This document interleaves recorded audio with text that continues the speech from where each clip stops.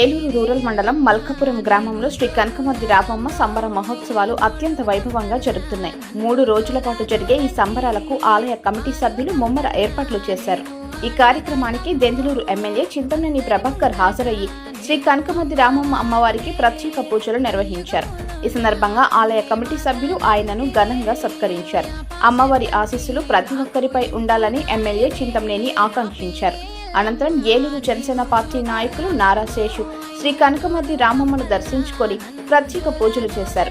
ఈ సందర్భంగా ఆలయ కమిటీ సభ్యులు ఆయన్ను ఘనంగా సత్కరించారు. ఈ సందర్భంగా ఆలయ కమిటీ సభ్యులు మాట్లాడుతూ ఏలూరులో జాతర నిర్వహించి మల్కాపురం పొలిమరలో వదిలిపెట్టడం జరిగిందని, ఈ నేపథ్యంలో మల్కాపురం గ్రామ ఇలవేల్పు శ్రీ కనకమర్ది రామమ్మ అమ్మవారికి ప్రత్యేక పూజలు 3 రోజుల పాటు నిర్వహించి కొర్లబండిలో సాగనంపడం జరుగుతుందని తెలిపారు. 400 సంవత్సరాల నుంచి జరుగుతున్న ఈ సంబరాలు ఈ సంవత్సరం అత్యంత వైభవంగా నిర్వహించేందుకు ఏర్పాటు చేసినట్లు వెల్లడించారు. శ్రీ కనకమర్ది రామమ్మకు జంగావారి కుటుంబ సభ్యులు తొలి పూజలు అందుకున్న అనంతరం గ్రామంలోని ఆడపడుచులు, ఇతర ప్రాంతాల నుంచి వచ్చిన మహిళలు సారె సమర్పించి పూజలు చేస్తారని, అమ్మవారి ఆశీస్సులు అనుక్షణం ప్రతి ఒక్కరిపై ఉండాలని, ఊరు సుభిక్షంగా పాడి పంటలతో ఉండాలని ఈ సంబర మహోత్సవం నిర్వహిస్తున్నట్లు ఆలయ కమిటీ సభ్యులు తెలిపారు. ఈ కార్యక్రమంలో శ్రీ కనకమర్ది రామమ్మ ఆలయ కమిటీ సభ్యులు తదితరులు పాల్గొన్నారు. నా పేరే ఎల్లమ్మ, నేను జోగురాలమ్మ, అయ్యో జోడు గంపల్లా నన్ను జోలా జోలంటి మారు గంపల్లా నేను ఆడిన దాన్నమ్మో, అందరి ముంగట నేను అమ్మవారునే, కలియుగములో నా కన్నే మాతనంటిరే, యాపా చెట్టంటి నాకు ఇంపుగాయనే, నా పేరే ఎల్లమ్మ, నేను జోగురాలమ్మ, అయ్యో జోడు గంపల్లా నన్ను